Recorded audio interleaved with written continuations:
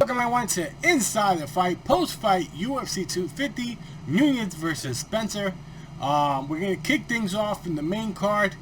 Eddy Wineland taking on Sean O'Malley, and O'Malley knocking out Eddy Wineland in the first round.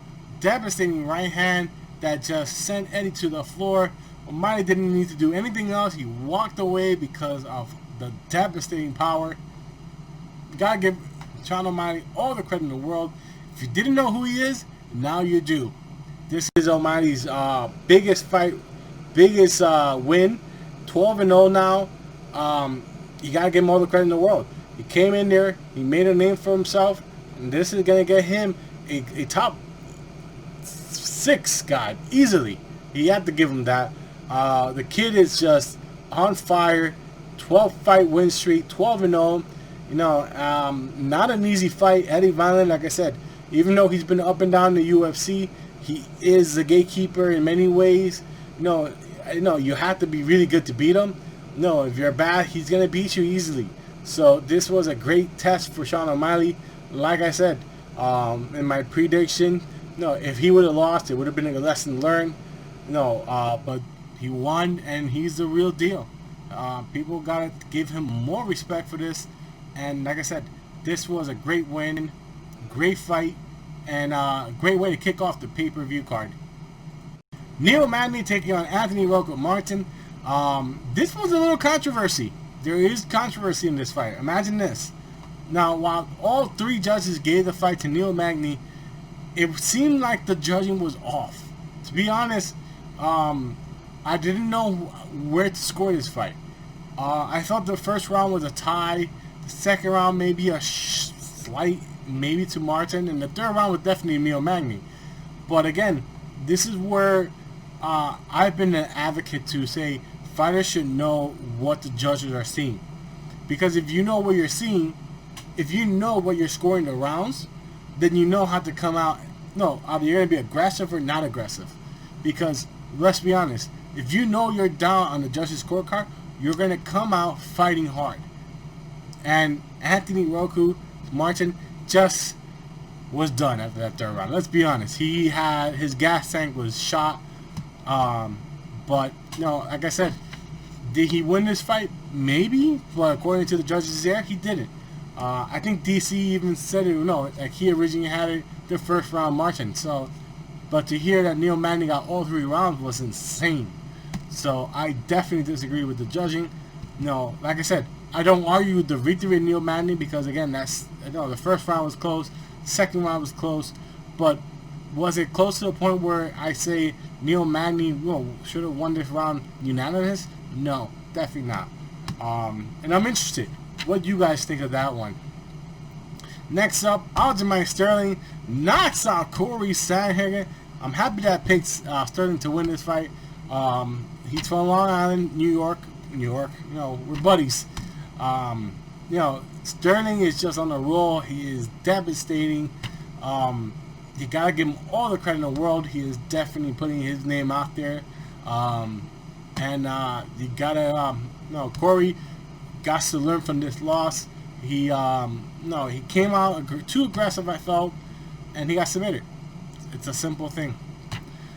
Co-main event, Cody Garbrandt versus Raphael Assuncao. And you know what? Congratulations, Cory. Welcome back to the win column. You know what? Something that Joe Rogan said was that maybe the year off for Cody was a good thing. To heal up his chin, because like I said, 3 straight losses does hurt you. It hurts a lot. And this fight was probably one of those fights where the loser's probably done with the UFC. Probably not. This was a co-main event. You're expecting good things from these fighters, but Cody at the very end of the second round hits a devastating right that knocks out Raphael Assuncao. It knocked him out silly. Let's be honest. It was a beautiful knockout. Perfect timing. He saw the opening. He launched his punch. He did get hit with a punch to the chest, but let's be honest, a punch to the face is going to hurt a lot more. I'm happy to see Cody back in the win. Like I said, to me, Cody was a head case. And maybe this year off is like what he needed. gets himself back in the win column. He looked great before the TJ Dillashaw fight. And like I said, his last fight, he was looking good until he got knocked out. But like I said, great win by Cody. I'm happy to be wrong in this one because, like I said, I was a huge fan of Cody. And it sucked that he lost to TJ, especially when knowing the stuff we know about now about TJ. So with that being said, happy to see him back in the win column. Hopefully this is the start of a turnaround for him. Like I said, you have to learn from your losses. If you don't learn, you're going to make the same mistakes over and over again. And this is a beautiful way to just get back into the win column, getting a devastating knockout against a wonderful, great fighter in Raphael Assuncao. Main event time, Amanda Nunes. We all knew this was going to be straightforward versus Felicia Spencer. You got to give Felicia Spencer all the credit in the world.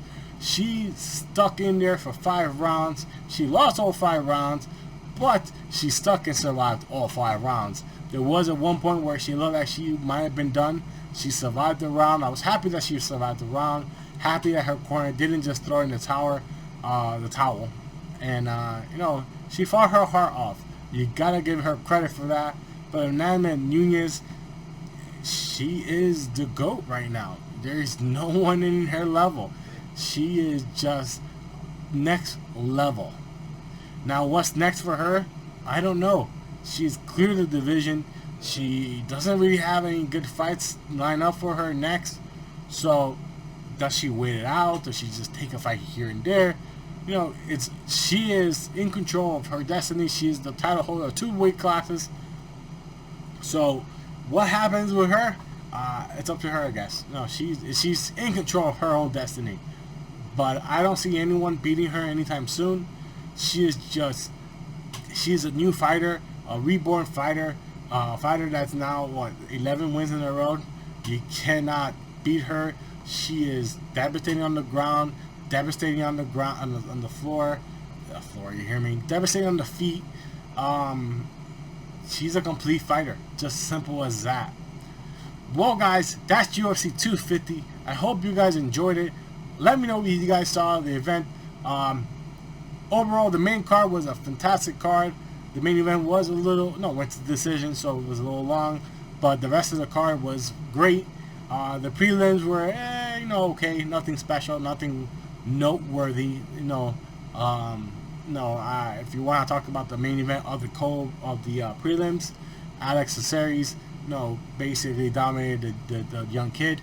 But it wasn't anything to really write home about. Say, hey, this was the event you got to watch. But next week we got UFC action. The week after that we got more UFC action. Make sure to subscribe. Make sure to hit the notification if you want Inside the Fight, previews, reviews, and everything basically. I hope everyone enjoyed the card. And like I said, it was a great card.